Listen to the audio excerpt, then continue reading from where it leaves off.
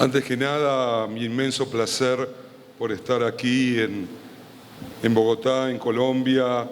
Agradecerle muchísimo a Diana Rey la invitación, particularmente a Marisa Borrero, el intercambio de mails, la hospitalidad que me han brindado y la posibilidad de ser parte de una aventura que creo que todos compartimos, que es la aventura de amar por sobre todas las cosas, ser lectores.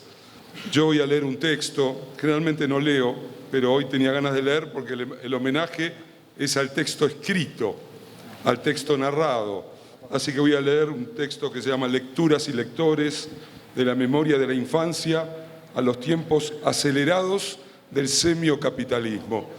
Le quitaron, no sé por qué, esa última palabra. Decir capitalismo, uno hasta puede estar a favor, no es mi caso, pero hasta puede estar a favor. Y semiocapitalismo es algo complejo que nos permite pensar la trama de nuevas tecnologías de la digitalización de los sujetos en el mundo contemporáneo. Empiezo con un brevísimo fragmento de Jean-Paul Sartre. Sartre decía: los libros han sido mis pájaros y mis nidos, mis animales domésticos, mi establo y mi campo. La biblioteca era el mundo reflejado en un espejo. Quisiera imaginarme ahora, y con ustedes, en la bella y hospitalaria Bogotá, en un escenario que es y no es este, que bien podría ser una biblioteca en penumbras o un teatro, pero también una feria del libro como la que hoy nos cobija. Solo, porque uno siempre está solo cuando está arriba mirando a la gente. Solo acá, en esta tarima, apenas si vislumbro sombras que, eso supongo, me escuchan mientras una luz intensa me encandila y, por esas paradojas que suelen ocurrir, me ofrece la oportunidad de dejarme llevar por esa mezcla siempre azarosa de los recuerdos, de las exigencias que surgen del título de esta conferencia y de la esperada complicidad que debería unirme con un público de lectores, maestros y bibliotecarios, de viajeros como yo, por los infinitos mundos que se guardan en los libros, más allá de tecnologías que, eso nos dicen, vienen a revolucionar percepciones y saberes, gustos y perspectivas. Permítanme sospechar de la última novedad. Permítanme seguir defendiendo con cierta desesperación apasionada el anacronismo que hace de los lectores una cofradía que resiste todas las ofensivas de una época demasiado inclinada por el peso de la digitalización del mundo y de los individuos a una nueva forma de barbarie sofisticada y supuestamente portadora de las fantasías de tecnologías llamadas a ofrecernos nuevos y rutilantes paraísos artificiales. El libro guarda una polifonía de voces, de historias, de poéticas, que le permiten sortear la tendencia de una época, la nuestra, demasiado inclinada al pensamiento binario propio de la digitalización que habita en los artefactos informáticos que atraviesan nuestras vidas. Apenas si puedo vislumbrar entre las penumbras de este lugar que cobija miles de libros algunas siluetas. En el cuento de Jorge Luis Borges, La biblioteca de Babel, como ustedes saben, hay un bibliotecario ciego que ha fatigado sus ojos recorriendo todas las letras de todos los libros de una biblioteca infinita que es el universo. Me gustaría, sin verles los rostros, porque las luces me encandilan, sin saber quién está del otro lado, aunque imaginándolos, hablar de temas y de experiencias algo más próximas y cotidianas, pero que habitan, como no puede ser de otro modo, en las infinitas páginas de los libros que hemos leído, que deseamos leer y de todos aquellos que probablemente nunca alcancemos a hacerlo. Uno, quizás, podría llegar a sospechar de ese lugar lleno de libros que nos conducen a múltiples posibilidades. Y claro, intentar pensar con ustedes o pensar con la sombra que son ustedes para mí, ¿qué queda de la experiencia de la lectura en medio del arsenal de nuevas tecnologías capaces de arrojar al tacho de los desperdicios, al libro y a su anacronismo. Me he vuelto borgiano, se habrán dado cuenta, en esta tarde donde la luz me ilumina como si fuera un interrogatorio y en la que se mezclan ficción y realidad. Todo está ahí, porque uno a veces lee un libro y el libro lo interroga. Interroga la ausencia de conocimiento, interroga la ignorancia, interroga el saber o interroga la pasión. Entonces, a mí me están interrogando y yo intento responder a la premisa de esta conversación con ustedes. Hay una vieja tradición, muy antigua, tan vieja como las mesas de debate, como las conferencias, que es nunca, pero nunca responder exactamente al título con el que fue convocada esta conferencia.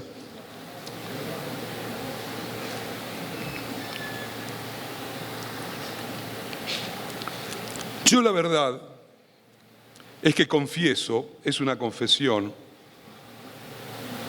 como hago de cuenta que no los veo, se me va toda la timidez. Entonces puedo decirles que miro la era digital, que miro ese mundo que está allí y escucho la palabra progreso asociada a futuro, asociada a tecnología, asociada a información, y recuerdo una frase magnífica de Cornelius Castoriadis, filósofo que nació en Grecia, pero que desarrolló toda su vida intelectual y apasionadamente comprometida con la memoria y la rebelión de las injusticias pasadas y presentes en el mundo y en Francia. Cuando él decía, estando en Francia, que vivimos en un tiempo de individuos hipertecnologizados, pero neoanalfabetos. Frase digna de ser pensada. Una frase que a mí me hace juego, y sobre todo en esta época, con otra frase que la dejo para un ratito. Somos todos, creo, los que estamos acá, deudores gozosos del universo de la palabra, de la escritura y de los libros, y claro, de las narraciones infinitas. Ustedes, así los quiero imaginar, más que cualquiera de nosotros, porque ustedes, yo no sabía exactamente que la mayoría iban a ser bibliotecarios, pero lo imaginé, pero también imagino que hay maestros, bibliotecarios, profesores y simples lectores apasionados. Ustedes son custodios. Ustedes están custodiando memorias, historias, tradiciones, futuro, utopías, ideales. Están custodiando poéticas, están custodiando saberes de la naturaleza y, claro, saberes inútiles. ¿O acaso piensan que toda lectura tiene que tener una finalidad práctica o ser rentable? Me gustaría disentir con una frase que escuché hace un rato. Hay que perder el tiempo. El tiempo es el único bien que todavía nos queda y no nos han terminado de robar. Úsenlo, gástenlo, multiplíquenlo. Déjense llevar por el ocio. Miren el techo, lean un libro, caminen con los amigos. El tiempo no es oro, el tiempo no es dinero, el tiempo es amistad. El tiempo es deseo, el tiempo es ilusión, el tiempo es sueño, el tiempo es fraternidad, el tiempo es la maravilla de poder hacer algo sin una utilidad precisa. Decía Teodoro Adorno, y me lo recordaba Sandra, que iba a hablar de algo por el estilo, Sandra Lorenzano, querida amiga, decía Teodoro Adorno que si la filosofía permanece viva, es porque ha demostrado su inutilidad. En un mundo donde solo lo que vale es supuestamente lo útil, la inutilidad es subversiva, es rebelión, es una pasión de aquellos que imaginamos que hacer no es solamente una pragmática utilitaria o mercantil, sino que hacer es encontrarse con el otro, con la mirada del otro y con el deseo del otro. Gasten el tiempo, piérdanlo. Están allí quizás ustedes, todos nosotros, impidiendo que los bárbaros avancen, y especialmente los bibliotecarios y los maestros que están en las trincheras, que los bárbaros, disfrazados de civilizados, de aquellos que dicen que son portadores de civilización, de cultura, los letrados del universo, que nunca cuentan la violencia que han desplegado sobre la tierra, Paradójicamente, hoy aquellos que se visten de civilizados llevan impúdicamente la barbarie de la destrucción, del hambre, de la pobreza y de la exclusión. Por eso en cada biblioteca, en un pueblo, en un barrio y en los márgenes, se defiende la cultura contra una nueva forma de barbarie. Están ahí en sus reductos, en los pueblos de este a oeste, de norte a sur, allí en zonas a veces complicadas, donde los miran con ojos sospechosos porque guardan saberes libertarios y ustedes están protegiendo los libros que cada vez que los recomiendan a alguien, que se los susurran a algún niño o niña, a un joven o a una joven, a un anciano, cuando lo atesoran en una biblioteca pública o privada, cuando se reúnen con amigos a intercambiar lecturas, cuando se dejan llevar sin dobles intenciones por la magia de algún relato, en ese momento están haciendo cultura. Leer siempre es prolongar una herencia, es ampliar el sentido de aquello que hemos recibido. Quien lee se convierte, lo sepa o no, en custodio de saberes próximos y antiguos, urgentes y serenamente devorados en tiempos lejanos. Aunque la mayoría de las veces leemos en soledad, no hacemos otra cosa que volvernos cómplices de una aventura colectiva que transgrede las fronteras y las limitaciones temporales. Recuerdo que Kafka, y aquí viene la otra frase, decía con su proverbial economía del lenguaje: solo por amor a los desesperados conservamos aún la esperanza. Esta frase, para mí, tiene que ser pensada en relación a la frase de Castoriadis. ¿Por qué?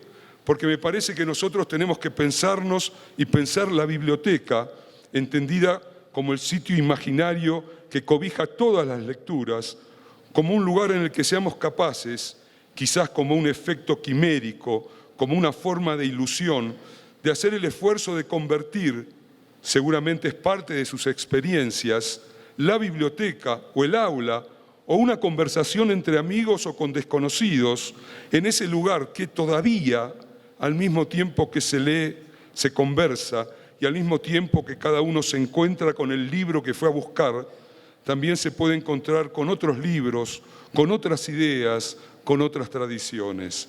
El arte de leer como una incitación al azar de aquello que encontramos sin saber que lo estábamos buscando, como un gozoso extravío que nos conduce hacia lugares inimaginados, como la aventura de descubrir, junto a personajes únicos, la dichosa complejidad de la vida y, ahora más que nunca, como un puente mágico que nos permite cruzar épocas y memorias, capaces de impedir que la fugacidad que todo lo corroe en esta sociedad mercadolátrica se devore también legados y filiaciones, herencias y sueños de otros tiempos que, bajo la forma de un libro, regresan sobre nosotros cada vez que ejercemos la pasión de la lectura. ¿Será el libro, con sus lectores, igual que la infancia, una de las últimas trincheras contra el dominio abrumador de la oferta y la demanda, de la economización de todas las esferas de la vida que hoy, ahora, acá, allá, cerca y lejos, asume la forma del neoliberalismo, cuya esencia es el olvido y la fugacidad? El libro como refugio, los lectores como una raza en extinción que desoyen el mandato de la trivialidad, el desinterés y la ignorancia propias del sentido común hegemónico. Mientras quede un solo lector, siempre se renovará el pacto entre las generaciones pasadas y las actuales. Hace algún tiempo, cuando otros vientos soplaban por mi tierra, tuve el placer de participar en una jornada no muy diferente a la que hoy nos convoca, aunque la peculiaridad de aquella era que todos los participantes eran bibliotecarios que venían de los 4 puntos cardinales de mi país. Había unos 3.000 bibliotecarios, una cifra abrumadora, Borges diría inverosímil e inconmensurable, como los infinitos volúmenes de la Biblioteca de Babel. ¿Qué podía hablar con aquel océano de bibliotecarios que tienen una relación tan potente, tan intensa, tan gustosa con los libros? Primero, hablar casi en susurros, como quien guarda un secreto, de ese momento único que se atesora míticamente en la memoria, allí donde se produjo el encuentro mágico con el libro y se selló un pacto para siempre. Yo les decía a esos bibliotecarios que en realidad cuando pienso en un libro, pienso en un aroma que proviene de una memoria mucho más primitiva y que me remite a mi infancia más profunda en un pueblito misionero cerca de las cataratas del Iguazú y en medio de la selva, donde mis padres nos mandaban a pasar las vacaciones a la casa de esos tíos que uno ve solamente de vez en cuando, pero que se convierten, gracias a esas vacaciones memorables, en lo más maravilloso que articuló la infancia, porque allí estaban la selva, los primos, los amigos y un viejo galpón lleno de libros y de revistas que la humedad misionera había transformado al papel de cada uno de ellos en un olor único, inigualable, que me sigue persiguiendo hasta el día de hoy.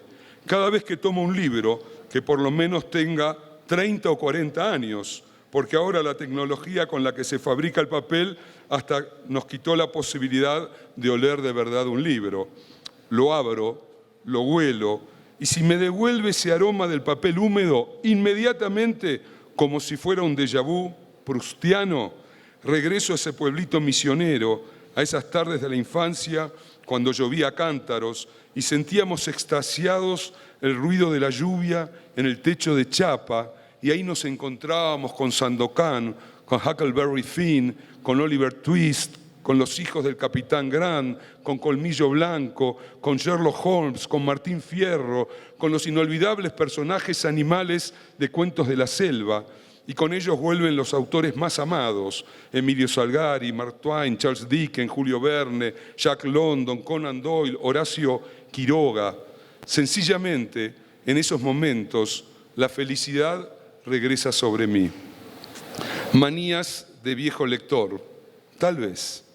Rituales que habitan toda genuina lectura y que ningún soporte electrónico puede reemplazar. Esas tenues marcas que, de modo inesperado, nos asaltan y abren en nosotros las compuertas de la memoria involuntaria y reconfiguran nuestra relación con el pasado y el presente.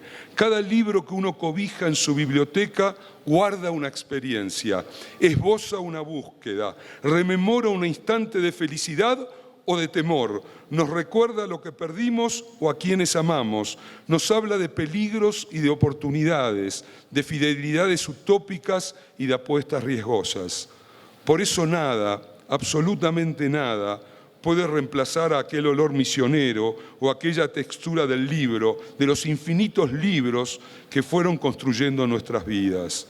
Como le dijo Merleau-Ponty a Sartre en una frase que encierra el sentido de una vida y salvando todas las distancias y pudores por plagiar al maestro, la cito: jamás pude recuperarme de mi maravillosa infancia. 3 puntos de lector, de niño lector. Si hubiera tiempo, que suele escasear en el interior de la sociedad mercantilizada y atravesada por tecnologías que vuelven obsoleto todo lo significativo, haría el elogio de la nostalgia. Nunca le crean a alguien que escribe que no ha dicho lo que quería decir. No hablé de la nostalgia, aunque a ustedes les parezca que este es un texto cargado de nostalgia. Habrá otro momento para hacer un elogio genuino de la nostalgia como un gesto revolucionario en la sociedad actual. Pero lo dejamos para otra ocasión, en otra Bogotá y en otro momento. Sin darnos cuenta, mientras tanto, que sean estas evocaciones a propósito de la lectura, los lectores y los libros, las que suavemente me y nos conduzcan a esa tierra en la que lo espectral me sigue hablando. Sin darnos cuenta, en el juego de esos viajes transtemporales, reinventamos la crítica de nuestra actualidad y volvemos a sentir el aire de la liberación. Pero lo cierto es que cuando salía de esa reunión con 3.000 bibliotecarios, se me acercó un señor muy mayor, después me dijo que tenía 87 años, y me confesó su primera relación con los libros. Me dijo con cierta timidez envuelta en cautela: yo ahora, después de mucho tiempo, ya me he jubilado, pero, así como me ve, mi vida ha transcurrido muy cerca de las bibliotecas, rodeado de estanterías habitadas por 1000 autores. He trabajado y vengo a esta reunión porque soy parte de una biblioteca popular. Pasé mi infancia en un orfelinato. La verdad que yo lo escuchaba y me sorprendió, y al mismo tiempo me emocionó verlo ahí, tan frágil, tan íntegro, como si tuviera plena conciencia de su lugar en el mundo. Pasé mi infancia en un orfelinato y a los 15 o 16 años, me dijo, cuando salí, iba caminando por una calle de Mar del Plata y entré en una biblioteca popular. Entré, vaya a saber por qué. Yo nunca, hasta ese momento, había leído demasiado. Lo que me habían enseñado había sido muy pobre. Y lo primero que hice fue dirigirme a la estantería donde había libros y me llevé dos libros que pedí prestados después de asociarme a la biblioteca. Un libro, me acuerdo hoy, era de Sartre, el otro de Schopenhauer. Y me fui con esos 2 libros de autores que desconocía. Se ve que la S era la letra que estaba más cerca de mi torpeza y mi timidez. Por supuesto que volví a los 2 días, me acerqué al bibliotecario que me reconoció y que había visto los libros que me había llevado y que me dejó llevarlos, y me preguntó con amabilidad y cierta dulce ironía: ¿los pudiste leer? Le dije que no, porque no pude entender absolutamente nada. Y entonces, ¿qué hizo el bibliotecario? Lo deben haber hecho muchísimas veces ustedes. ¿Qué hizo el bibliotecario? Me dio un libro de Emilio Salgari y otro de Julio Verne y me dijo: empezá por acá. Nunca dejé de leer a partir de ese día. Me parece que ahí, en esa anécdota sencilla, de esas que nacen cuando uno conversa y cuando se genera una empatía, él se había sentido seguramente tocado por mis propios recuerdos de infancia, porque hablé largamente. Cuando uno se va poniendo viejo, más habla de la infancia. ¿Cómo no hablar largamente de la amistad de Sandokan y Yanes? ¿Cómo no hablar del héroe de mi infancia que fue Huckleberry Finn? ¿Cómo no hablar de esas aventuras interminables siguiendo la pluma de Horacio Quiroga en medio de la selva misionera? ¿De qué cosas mejor tenemos para hablar que de esas lecturas únicas que nos retrotrae a los años maravillosos perdidos? ¿Cómo no hablar de lo que los libros significaron para la vida? No hay renta, y esa palabra no debería ser utilizada para hablar de los libros, pero no hay renta más maravillosa que la que uno acumuló en esos momentos centrales en los que se jugaba toda la aventura de una vida que recién se estaba construyendo. Y en ese recuerdo del anciano regresaba como encerrada en una nuez la esencia de la lectura, la potencia liberadora que se guarda en las páginas de un libro. Y los libros ahí, en la infancia, son únicos. Los 10 u 11 años, años míticos, tremendos, acompañados por Sherlock Holmes, o acompañados por algún cuento de Tolstoy, o acompañados, ¿por qué no?, por una aventura única, persiguiendo la quimera de un tesoro perdido a partir de la pluma de Stevenson, se convierten en el paraíso de la vida. Y ahí quizás se construyen los valores. Siempre recuerdo un libro menor de Julio Verne, lo leí en la infancia y después nunca más lo volví a encontrar, y hace poco tiempo, cuando cumplí años, mis hijos lograron encontrarlo en una librería de viejo y me hicieron el mejor de los regalos. Se llama Norte contra Sur y es un libro donde Verne ambienta su narración en la Guerra de Secesión en los Estados Unidos.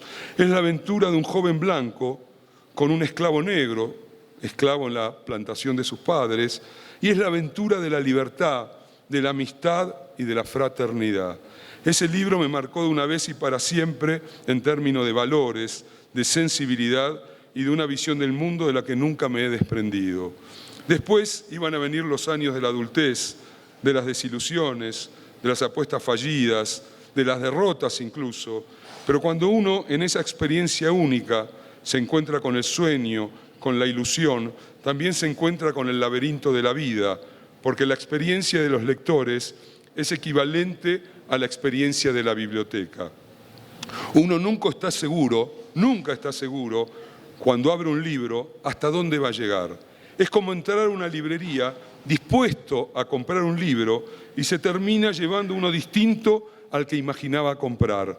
No hay nada mejor que entrar a una biblioteca o a una librería, si es de viejo, todavía mejor, hablar con el bibliotecario o el librero, conversar de muchas cosas y de repente que aparezca el sonido de un autor, el nombre hasta ese momento desconocido, el título de un libro y que ese libro nos abra de vuelta la posibilidad de pensarnos desde otro lugar.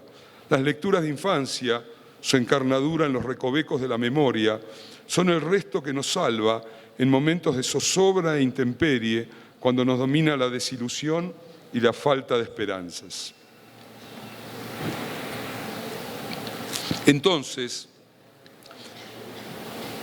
yo estoy convencido de que ustedes, que todos nosotros, somos herederos de 1000 relatos y saberes que sin ser nuestros nos pertenecen.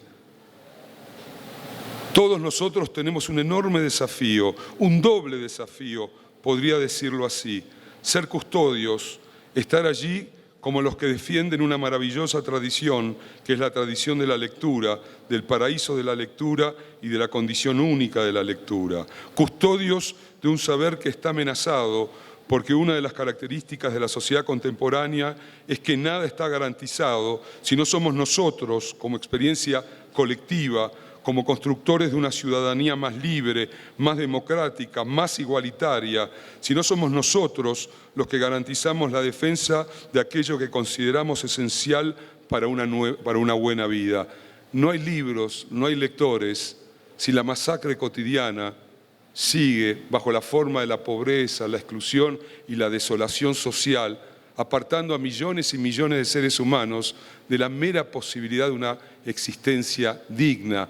Hablar de los libros sin hablar del hambre no es hablar de los libros. Y nada más esencial para una buena vida, entre otras cosas también, por supuesto, que esa aventura, ese territorio de los libros que se llama la biblioteca.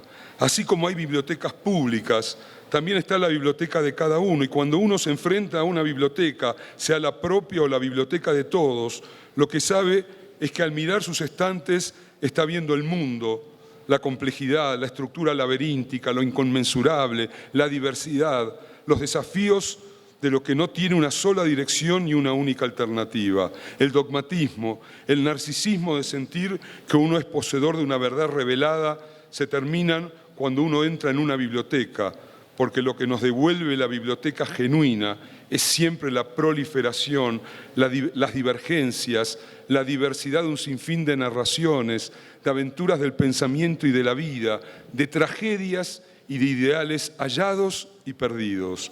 Frente al narcisismo que prolifera en esta época de redes sociales y selfies, de automatismos autorreferenciales y de lógicas binarias que ordenan búsquedas y respuestas, haciéndonos creer que viajamos por un universo abierto y múltiple cuando cada vez somos más repetitivos y monolingües, aparece como una experiencia anacrónica la pasión de la lectura y su lógica impredecible.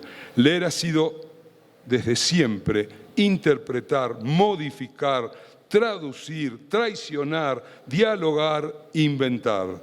El libro huye del esperanto informático, elude las nuevas formas de la servidumbre voluntaria que, de modo mefistofélico, se esconden en la proliferación de imágenes e informaciones que nos abruman y nos paralizan. Y es la tarea del lector genuino, la de ser parte de ese gran combate que es la defensa de un mundo cultural siempre amenazado por la neobarbarie de un tiempo inclemente e injusto, el que tiene que ser reconocido como un espacio en el que puedan convivir no los que piensan siempre igual, sino también los que piensan distinto, los que no creen que todo pueda caber en un smartphone o en una pantalla de computadora, los que vuelven a animarse a pensar por sí mismos y a dejarse llevar por los caminos azarosos y sorprendentes sin sin ningún buscador Google que los venga a rescatar. Walter Benjamin, un lector extraordinario, decía que solo se conoce una ciudad si primero se aprende a perderse en ella, y que la verdad se parece a los trazos de tinta que quedan en el papel secante una vez que hemos secado la hoja. Y esta es la quintesencia de la vida democrática, no de cualquier democracia, porque para que convivan los que piensan distinto, todos tienen que tener la posibilidad de entrar en una biblioteca, de poder tener el tiempo libre para leer un libro y de sentir que hay detrás de ellos un Estado, una sociedad que sobre todo busca construir un mundo que sea más justo, más equitativo, que distribuya mejor no solo los bienes materiales, sino también y fundamentalmente los bienes culturales. Casi sin darnos cuenta, nos dieron gato por liebre. Soñábamos con la libertad absoluta de redes infinitas, desprovistas de dueños, que nos volvían a cada uno señores de nuestras inquietudes, y acabamos descubriendo, no sin amargura, que unas pocas corporaciones munidas de algoritmos y lógicas digitales reproducen, como si fuera una hipérbole del capital, la más brutal concentración de la riqueza de toda la historia de los seres humanos, junto con nuevas formas de direccionamiento y de dominio sobre subjetividades que ya no se atreven a salir de sus casas si previamente no han buscado todas las respuestas en su iPhone. Para algunos es como vivir en una sociedad invernadero, a 24 grados de temperatura y sin peligros ni sorpresas desagradables propias de sociedades atrasadas que todavía conocen la intemperie de la desigualdad, de la violencia y de la pobreza, pero que también son portadoras, estas sociedades semibárbaras, las nuestras. 2 minutos para decir algo que siempre me interesa decir. Entre 1845 y 1945, la Europa que siempre ha vendido democracia, civilización, pasó por la trituradora de carne a más de 100 millones de seres humanos. Los mató, los violó, les hizo pasar hambre. Ahí están los irlandeses y la peste de la papa. Los mató en la Primera Guerra Mundial. Los exterminó en los campos de exterminio a judíos, gitanos, homosexuales, débiles mentales. Expandió su poder colonial dejando infinitos valles de muertos. Ahí está el rey Leopoldo de Bélgica, dueño del Congo belga, dueño él personalmente, 8 millones de congoleses asesinados para conseguir el marfil. Y podríamos seguir con la historia de nuestra tremenda América Latina. Cuidado con hacernos el harakiri y pensar que somos los peores del mundo. Cuidado, todavía hay en estas tierras calientes, intensas y rebeldes mucha pasión para generar condiciones de libertad y de igualdad. Y tenemos mucho también en esa multiplicidad de lenguas, en esa multiplicidad de etnias, en esa multiplicidad de géneros, mucho también para transmitir a los otros habitantes del planeta, que a veces, detrás de la palabra civilización está la barbarie. Y detrás de lo que algunos llaman barbarie, inventemos otra palabra, porque la palabra civilización ya está gastada. Yo cuando a veces escucho a funcionarios de distintos gobiernos, no importa de cuál gobierno, decir palabras dulces, serenas, políticamente correctas, cuando crece la desigualdad en su propia sociedad, imagino que hay que inventar nuevos lenguajes para tratar de hacer la vida un poco mejor para todos. Me falta muy poquito. Casi sin darnos cuenta, la biblioteca, como metáfora que elegí esta tarde para conversar con ustedes sobre lo que significa la lectura y los libros en el interior del semiocapitalismo, es el lugar más igualitario que nos queda a los seres humanos. Frente a una biblioteca todos somos iguales y efectivamente necesitamos de las nuevas tecnologías. No vamos a pensar bajo los efectos de una melancolía que nos retrotrae supuestamente a otra época del mundo y de la vida, porque sería absurdo en relación a la propia historia del libro, ya que cuando el libro surgió también fue una tecnología innovadora que conmovió las estructuras de su tiempo, revolucionó el sentido que dominaba en aquellos siglos, generó la apertura de un mundo para millones y millones que antes no tenían acceso a lo que abrió la invención de la imprenta como transformadora del libro en un espacio cada vez más democrático.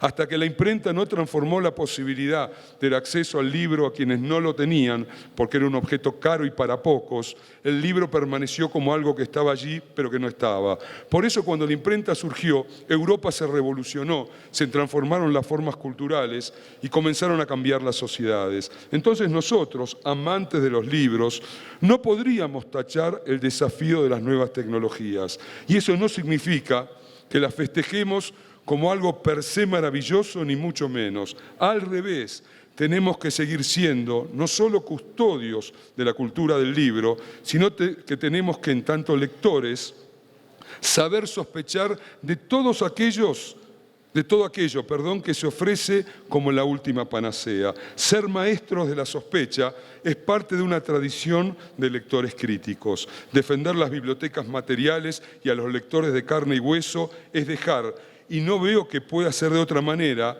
que entren aquellas tecnologías que tienen que ver con los cambios que se están operando en la comunicación, en la información, pero al mismo tiempo encontrar la estrategia que se convierta en una aventura colectiva e individual de proteger cada uno de esos libros y a sus potenciales lectores que amenazan con ser un bien escaso en medio de la proliferación de las pantallas y de los lenguajes audiovisuales con sus dosis adictivas e hipnóticas que se van poniendo en fila en los estantes, esos libros, y que a veces nos miran suplicantes para que los tomemos y los leamos, y otros nos miran con desdén diciendo: yo no soy para vos, soy demasiado importante. Les habrá pasado que a veces toman un libro y el libro casi que les habla, ¿no? Y a veces cuando recorremos el camino de la vida y nos reencontramos con esos libros que nos miraban con desdén, les decimos con una cierta alegría y un poco de narcisismo: tenías razón, tenía que recorrer primero un largo camino para enfrentarme a tus inquietantes páginas. Defender ante la lógica binaria y el algoritmo que nos dirige al precipicio de nuestra imposible libertad, la metáfora y la argumentación, la crítica y la pregunta que no cesa. Última página. Si somos capaces, si seguimos siendo capaces de transmitir lo que nos une esta tarde, que es la pasión por el libro, que no es una pasión privada, una pasión egoísta, una pasión individualista, aunque siempre toda pasión tiene algo de eso, sino que es también la pasión de ofrecer, ustedes como maestros, bibliotecarios, como simples amantes de ese objeto anacrónico que es el libro, a aquellos que todavía no se saben como lectores, a aquellos que van a ser lectores pero que necesitan en este tiempo muy complejo y muy cargado de ofertas y también de exigencias, como ese hombre mayor que me interpeló hace poco, de un cómplice que les diga: acá está el libro que quizá te va a interesar y por qué no a cambiar la vida. A mí me encanta, y lo sigo cultivando, leer esa literatura mal llamada infanto-juvenil, que parece una taxonomía psicopatológica, ¿no? Uno de los grandes autores para todas las edades es Mijael Ende. Si quieren aprender algo del tiempo, lean Momo, ¿eh? El autor de La historia sin fin. Tiene grandes libros, pero lo extraordinario en La historia sin fin es que el personaje, Bastián Baltasar Bux, ese niño que no se halla, que ha perdido a su madre, que en la escuela es una especie de chico que no es ni siquiera mirado o incluso hasta acosado por los otros niños, logra, en una tarde única y escapando de la escuela y de sus acosadores, entrar en una librería y siente, como si fuera un sortilegio, que un libro lo llama. Se lleva el libro escondido. Por supuesto que el librero sabía que se estaba llevando el libro, y ese libro se convierte en una historia que lo transforma a él y también transforma el mundo. La biblioteca y quienes están en la biblioteca son parte de la transformación del mundo. Dice una tradición talmúdica que 36 justos, que no saben que son justos y no se conocen entre sí, sostienen todo el dolor y la esperanza del mundo. Los libreros, los bibliotecarios y los lectores genuinos dispuestos a compartir con el hambriento de conocimientos, de saber y de narraciones interminables algo de sus pequeños tesoros, aunque no lo sepan, también son justos que nos ayudan a ser un poco mejores. Muchas gracias.